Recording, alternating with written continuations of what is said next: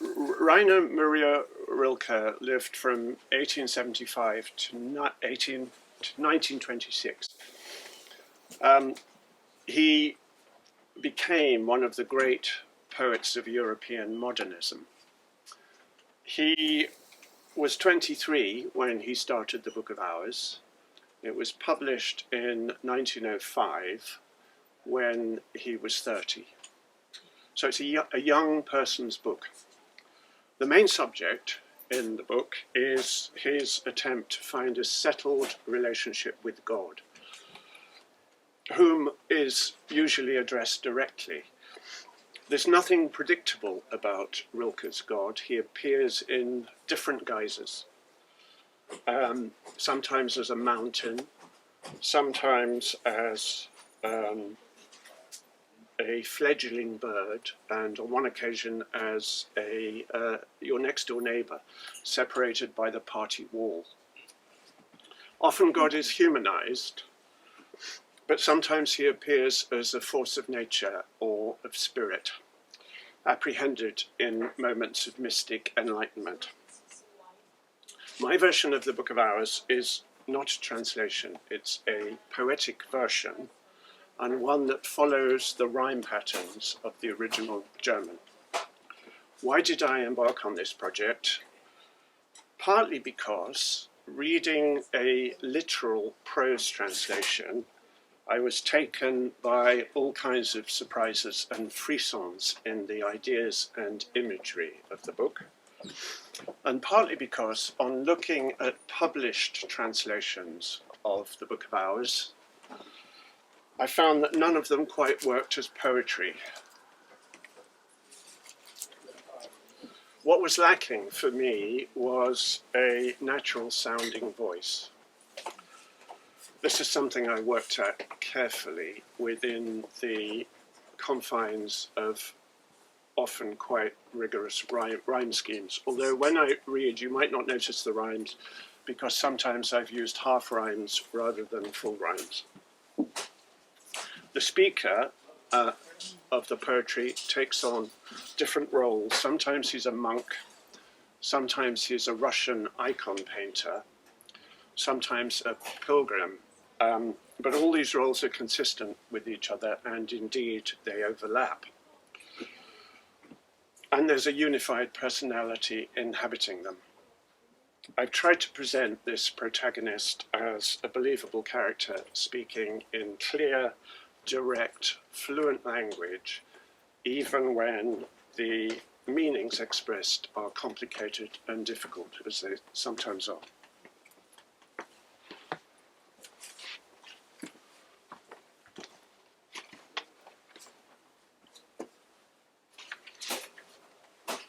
This is the very first poem in the first of 3 books that comprise the Book of Hours. The first book is called The Book of a Monastic Life. Striking with a clear metallic ring, this hour touches me, making all my being thrill. I feel inside me an ecstatic power to take my day and shape it to my will. Without me, nothing could be certified complete. All becoming depends on my ripening senses. I win like a bride, whatever I cherish as it meets the eye. I revere the tiniest things in the chancel of my heart. Adoringly, I paint them large, on a gold ground, hoping some valiant soul might use them to unblock a pilgrimage.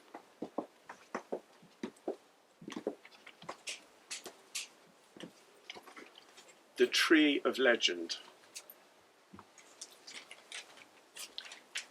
I relish the dark hours of my being, the exquisite deepening of my senses, the moments when, conflating my tenses, I find my life already lived, something concluded, a legend worth preserving. This makes me more assured I might attain the second vast eternal life I crave, that somehow I'll become that tree again, the ruminative oak rustling above a grave, fulfilling now the lost boy's dream, to save him from his satchel of sorrowful song, loosening the roots detention of his of his tongue.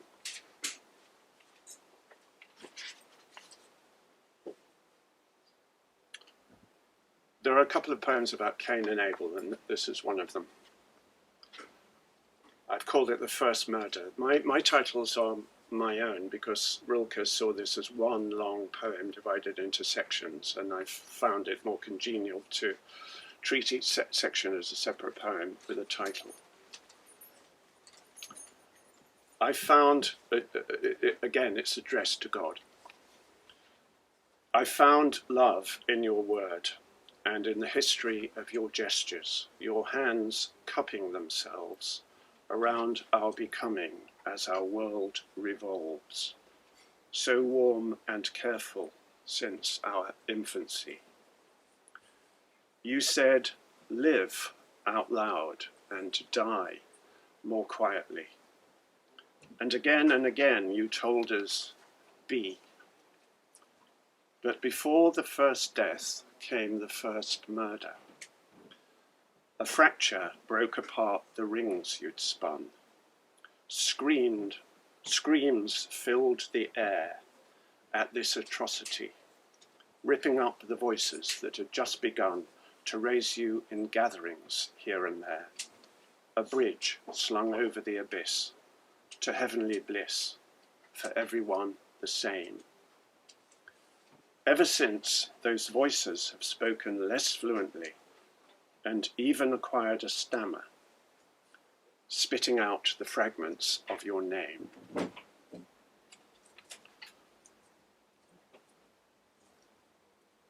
The wheel.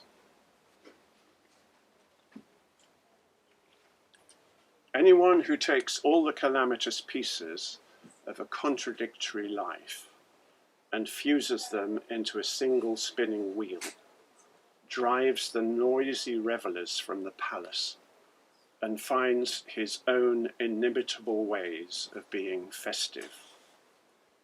You're the guest he receives, alone on soft evenings, trusted sharer of his solitude, his monologue's axis, and every circumference he traces around you expands to a timeless everywhere.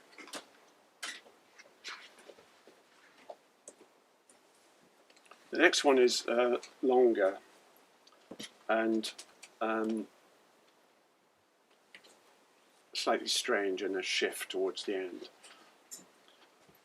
The fledgling. If I'd been living in some other world with gentler natural laws and easier hours, I'd have honoured you in a festival of flowers and let you just be. I wouldn't have held you, as I sometimes do, too tightly. I'd have dared to take you for granted, squandered your limitless now delightedly. Like a ball, I'd have thrown you in play and shouted for someone else to hold out two cupped hands as you fell. Then catch you. Just an ordinary happening, but to the thing of things. I'd have let you shine like a knife blade, or the kiss of forge light on the most golden ring, still hot, yet harmless, even on the whitest hand.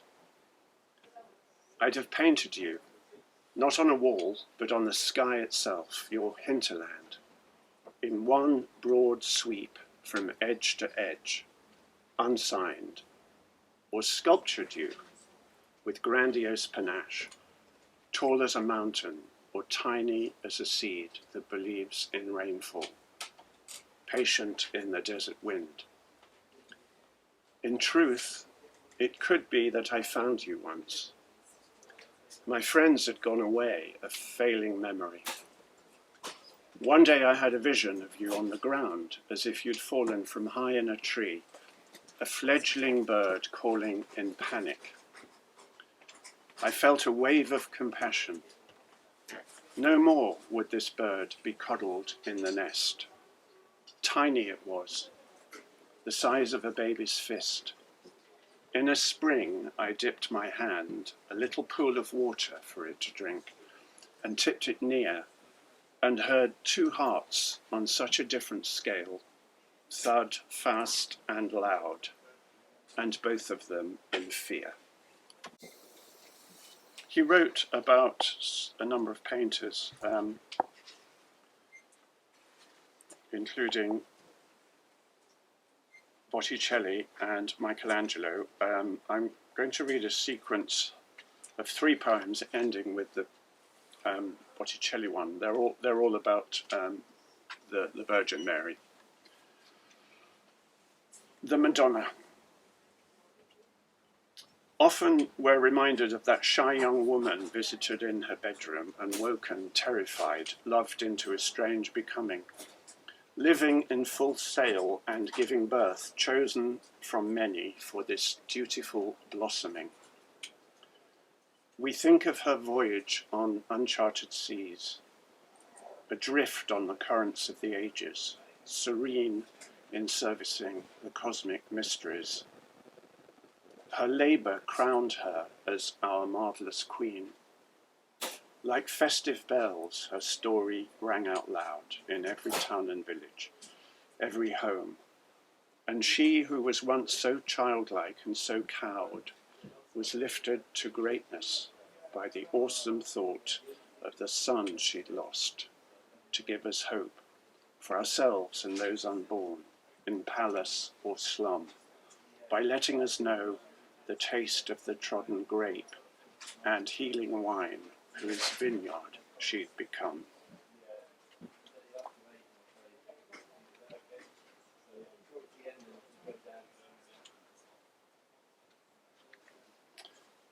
Doubting Mary, but then the burden of being so wise and the crumbling of pillars and arches and the songs that praised her glory to the skies becoming too much, the Virgin turned away as time ticked by,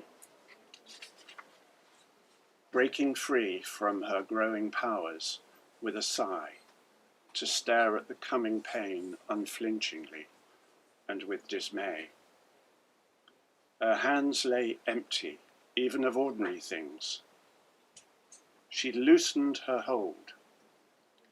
What if she failed to bring us our King of Kings? What if her angels now withdrew their wings of care, their rhapsodies re-scrolled? What if they were censorious and cold? The painter's Madonna, Sandro Botticelli's Virgin. She was painted like this, especially by one who brought his passion from the sun. She stepped out of her mystery for him and shone forth, clear and true, inclusive in her pain. All his life he too had worn the tragic stain he mixed his paint with, even as he wept. Most beautifully of all, he veiled her suffering, honouring the age-old tension in her face, while touching upon her lips the faintest trace of a smile. Even 7 candles, prospecting, left all her secrets in their hiding place.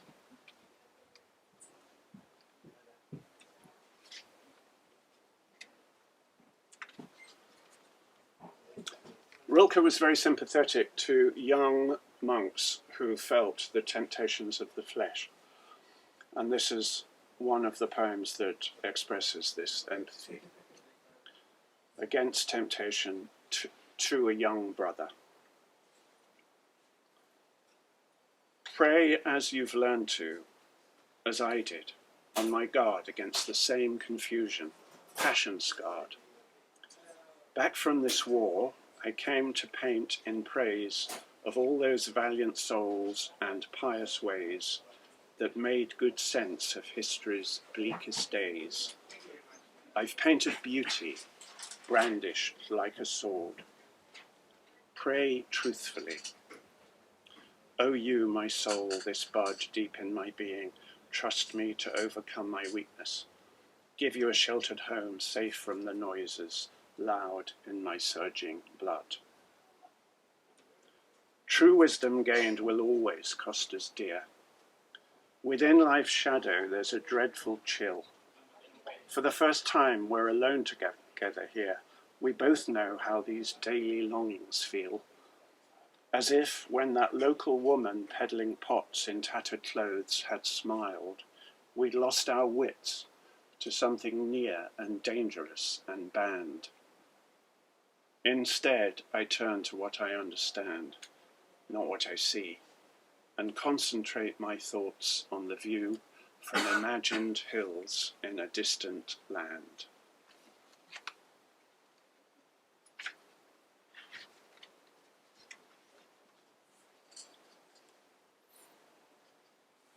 The Basilica. Uspensky Sobor, the Cathedral of the Assumption, Moscow. Rilke travelled in Italy and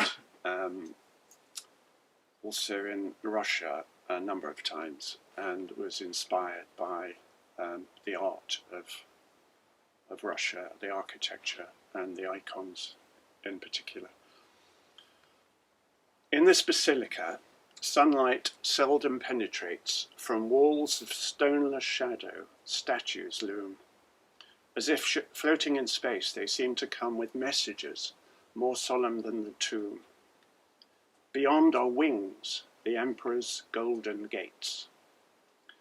Behind the circle of pillars, even more intense in windowless obscurity, stand icon walls of fabulous intricacy, with gems in silver settings, like a choir of voices lifting, sinking, settling back in silence, seamlessly, a zodiac of stars more luminous than before. And high above them, like the deepest blue of night, hovers the woman of our dreams and your delight, the pale-faced, who knew our loss first and most, like the morning dew on the meadow that flowers all around you eternally. Gatekeeper, patron saint of wombs. And now I raise my eyes to the great dome, your palace of cosmic space, filled by your sun, and fearfully open my heart, that humble home. Will you notice me when you come down to your throne?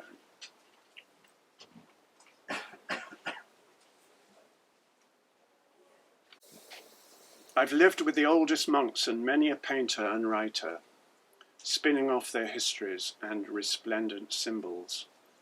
But I see you in water, woods and winds, the unmannerly wilderness on Christendom's edge, far from any cloister.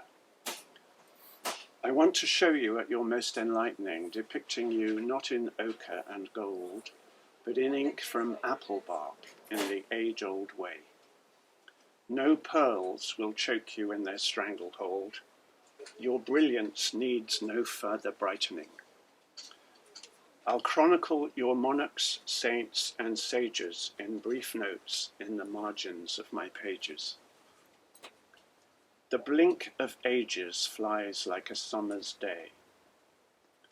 I'm keen to keep things simple, that's your way. Your earth, all solid rock and stubborn soil. Farmers may now dig deeper or with more skill, but above you go unnoticed in their toil. Unheard the sowers or the reapers sway.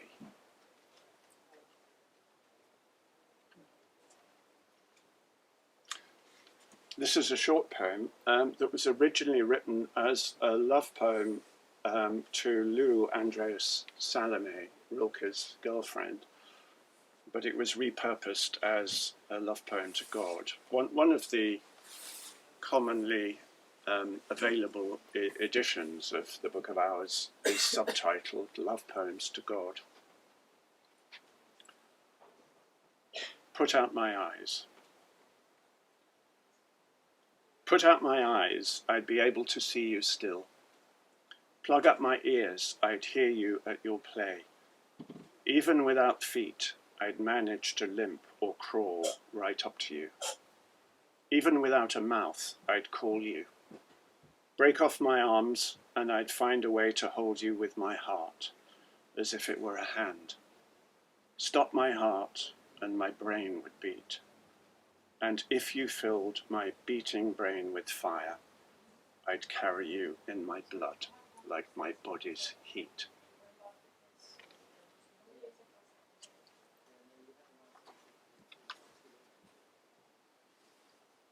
The Golden Age. Everything will be immaculate once more. The countryside teeming, the rivers pure, the trees gigantic, the settlements small, and in the valleys crisscrossing the moor, a commonwealth whose currency is the soil. There won't be any churches sheltering God as if he were a fugitive or maltreating him like a captive animal. He'll be free, and every house will welcome anyone who knocks at the door. The heart will be a sun endlessly giving. There'll be no austerity, nor any need for waiting in suspense for a posthumous reward of eternal leisure. Instead, we'll honour death's preeminence. We'll find in humble service our promised treasure.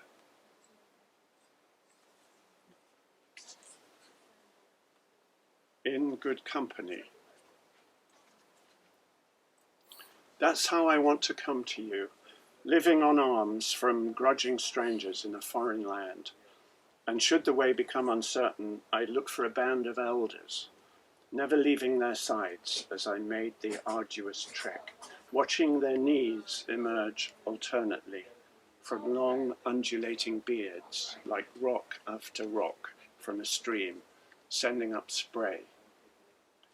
We'd overtake the slower ones, the blind who see not with their eyes but through a child, pilgrims who stop to raid or rest in the field, and pregnant women certain to fall behind.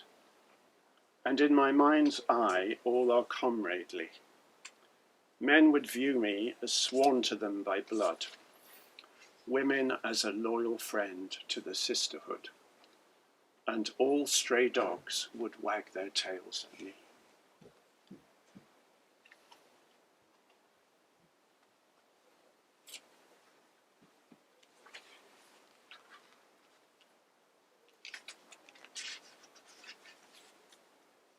This is a long one.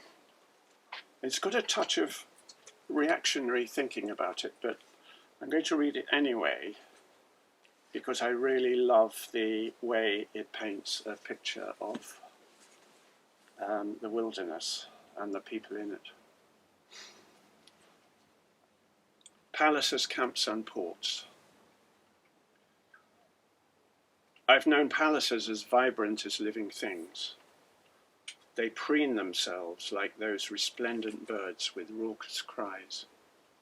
Their lavish furnishings cry out for praise, but these are merely settings for a life and not where true wealth belongs. The rich are poor. A palace is a house of cards.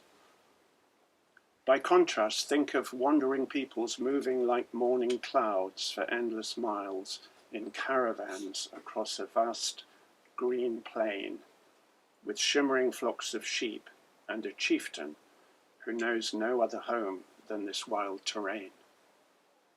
In the camp at night, once the murmurs of their talk have fallen silent, it feels like all the land has been possessed by one great soul, awake, on guard over the tents and all beyond, as far as the distant, dark, camel's back mountain ridge, encircling them all around, the lair of many a wolf and legend.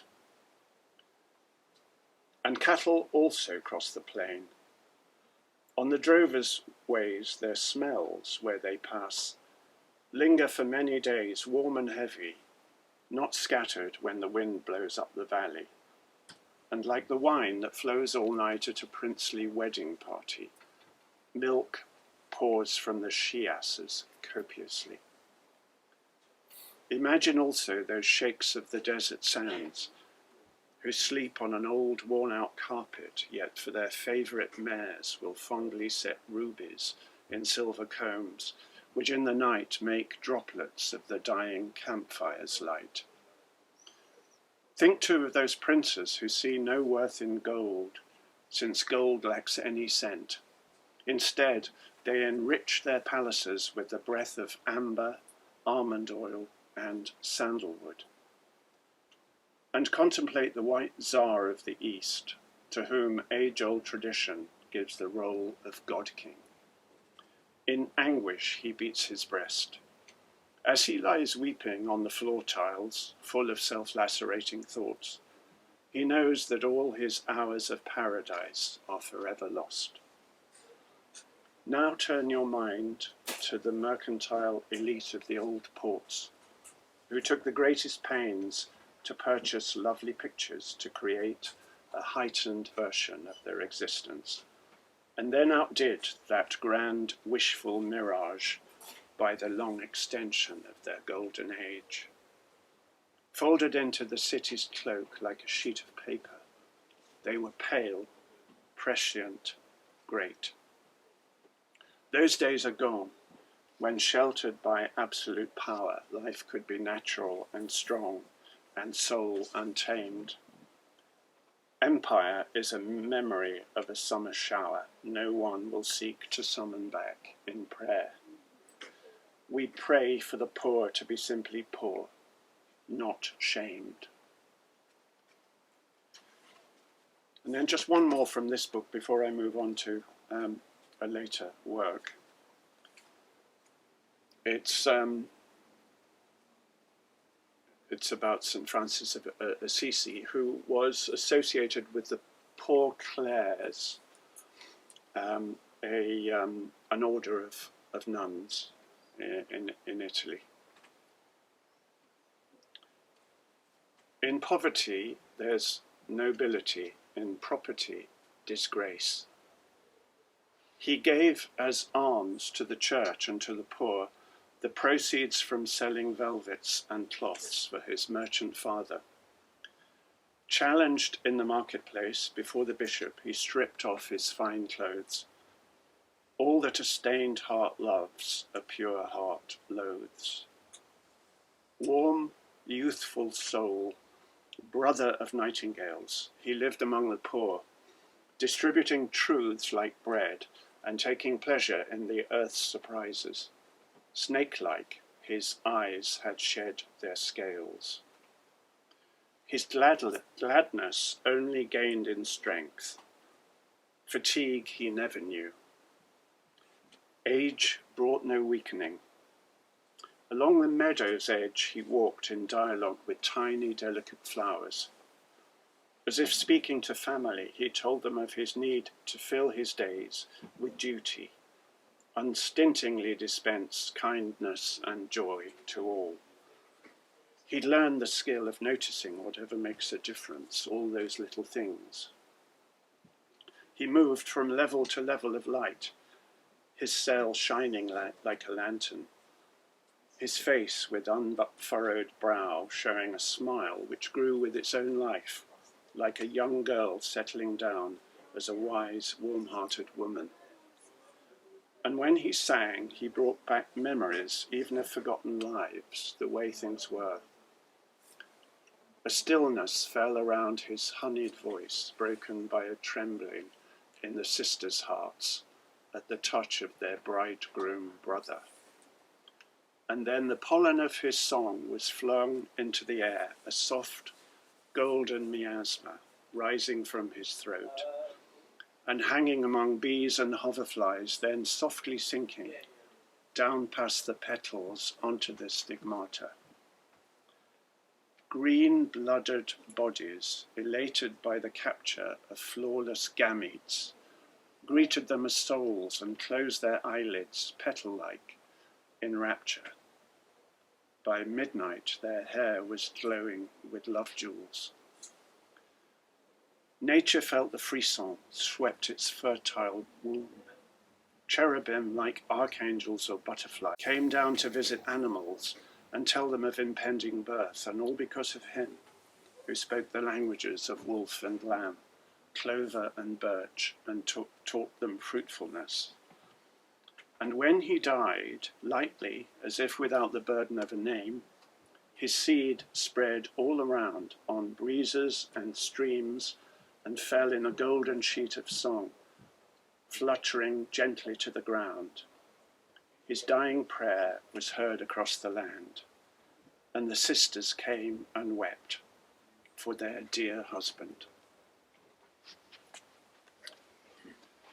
Flash forward to 18 years later. This was the year Rilke published one of his two mature great works, the Sonnets to Orpheus. Rilke by this time is no longer interested in God. Instead, he focuses on change, awareness, the nature of consciousness. These poems are more in touch with today's mind-body-spirit ethos. They're sometimes opaque, but often they seem to come close to profound, unparaphrasable truths, poetic truths, you could say. Orpheus is the legendary musician and prophet of ancient Greece. He could charm all living things and even stones with the power of his music. His father was either a Thracian king or the god Apollo, and his mother was Calliope, one of the muses. I did some 10 versions of sonnets from the Sonnets to Orpheus, and I'm going to read some of them.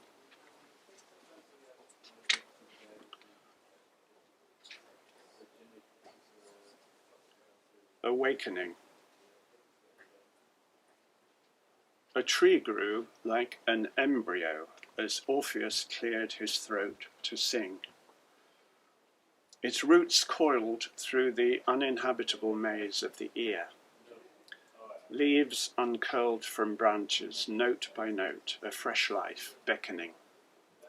Slowly through the morning haze, animals ventured from their ancient forest runs, shunning the thicket's subterfuge, till every nest, earth, den, lair was deserted.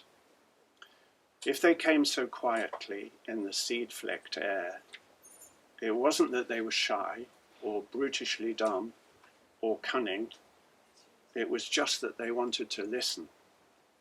Roar, shriek, and cry subsided in their hearts. And whereas before they couldn't lay claim to so much as a rough hut to offer or receive prayers, only a wind-thrashed shelter nailed up out of their scares and cravings, with shuddering birches for an entranceway, you sang them a temple, a gilded roof beneath a leaden sky.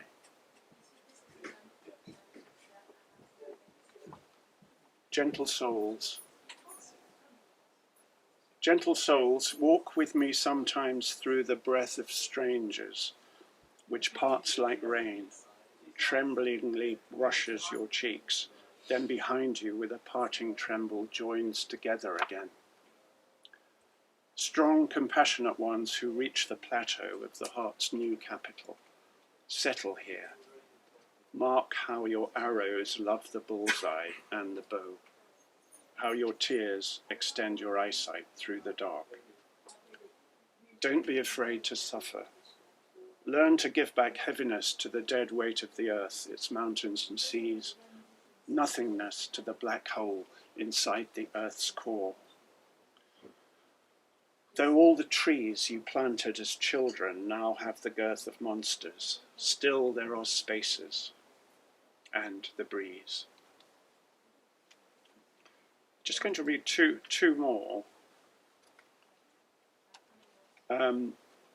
maybe three more. The next two, the first one, because it's about the power of self-belief, is thoroughly consistent with the mind-body-spirit ethos that I talked about earlier. The one after that isn't. It's quite subversive in a way, because instead of focusing on our kinship, which mind, body, spirit thinking would emphasize. It focuses on our separation from each other. To Orpheus. I've read both these before, and some of you may have heard them, but they're my favorites, so I'm going to read them again. Oh, everybody knows the animal never existed. But tell that to the old villagers who can't stop loving the beast. Its sadness, vulnerable clop down the lane, long graceful neck, eyes misted with gratitude for its sire, their love. Fold in a dream space their woodland moot conceded, it meekly raised its head. Yes, a thin pulse took hold, although no milk was to be had. It scarcely needed to exist, to fatten into life this weakling freeborn of the heart. They'd only to entertain the sheer possibility of its being, which made it grow so strong, it sprouted a horn on its brow. A single horn. Later, dazzling white, it soothed away a virgin's fear, and in her mirror one day answered to your song. A lot of translations of that sonnet are entitled The Unicorn, but I think that spoils it by giving away what it's about too soon. The turbid. From star to star, what emptiness extends. Here on earth, between our own lives, greater by far the distances. Take that child playing with friends, how remote from each other even the closest are. Our fate lies in ourselves, which makes it strange. Into a silent future we propel our lives. When a girl fails to meet you at the moated grange and hides her love, how alien her motives. Everywhere distance, the circle incomplete. The turbid, asymmetrically dead, attends our grace. How weird its expression on the serving dish. Lifted to heaven, white eyes in mute defeat, withhold the sea's wisdom, that in a wilder place we too might mouth inaudibly like fish. I think I'll perhaps read one more. The oak tree.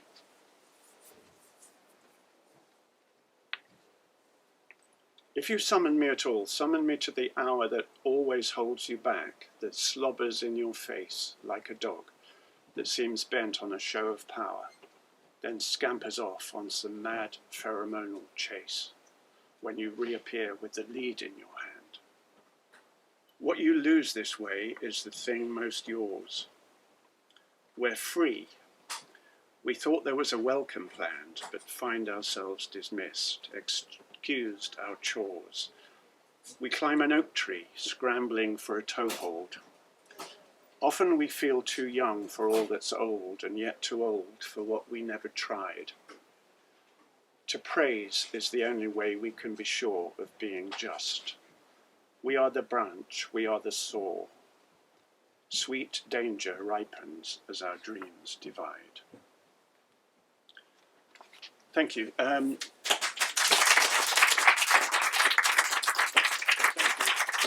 Hi. Hello. So my question is, when you were writing the poems, did you feel oppressed by the existence of existing versions of the poems and feel that you had to avoid certain things? Like, I just wondered, how free did you feel to? I didn't feel oppressed. My main source was a literal prose translation recommended to me by Tom here, Tom Lowenstein, by Stevie Crayer. And I had other editions of the Book of Hours, and those sometimes included some rhymes, but never corresponding with the rhyme schemes of the original German. And some of them didn't rhyme. And I didn't find the non-literal ones particularly inspiring. They were the ones that seemed not to have a natural tone of voice. Of course, the literal version didn't have a natural tone of voice either. But I think I regarded the ones that did attempt to offer some kind of poetry, I regarded them as not terribly useful and not terribly relevant. I read them just to see if they came up with different meanings from the literal version, and sometimes they did, quite radically different. And if I was influenced by that, it's unconscious. It's possible that I was influenced by some of their images, but that's very interesting. It was Fiona who inspired me to start, because Fiona is the publisher of Watkins Publishing, which is linked with the bookshop commercially, has the same owner, and Fiona commissioned me to do a version of one particular Rilke poem in the Book of Hours, which she wanted for there was one of her authors wanted to quote it in a book, and we didn't want to pay the copyright. You didn't want to pay £100, but you were happy to pay £50. Yes, exactly. And I'm glad so thank you. I should have. I would have thanked you at the beginning, but I saw you weren't here at the very beginning. But thank you now. Oh, I'm You started me to off. have helped such a wonderful project. Any other questions? Please. I just wondered, could you read the actual German original? No, it may. I know there's at least one German, native German here in the audience, just in front of you, in fact. And no, I'm not terribly embarrassed about that, because I don't think it would have made very much difference, because when you're doing a version in rhyme, especially when the rhyme is quite an exacting rhyme, you've got to move a long way from the original anyway. I tried not to move too far from the gist of the meaning, but it's almost like starting again. Can I ask a further question? Of course. Were you moved by, are you or were you moved by his visions of God? Did that, or were you... Sorry, by his... His visions of God, his interpretations of God, was that what... I think I was. I think I was when I started out, but I don't think I am anymore, because I've read these poems so many times. And I think I much prefer the sonnets to Orpheus now. But I think that's inevitable. And maybe if I didn't look at the book for a year and went back to it, I might be excited again. It wasn't so much being moved as being excited by the daring originality of the ideas, and the unexpectedness of many of them. They're incredibly quirky. For instance, Rilke in some of them imagines God not as the Father but as the Son, because fathers have outmoded wisdom, whereas it's the Son who has the wisdom that's appropriate to today and to the future. So ideas like that I found quite exciting. Thank you.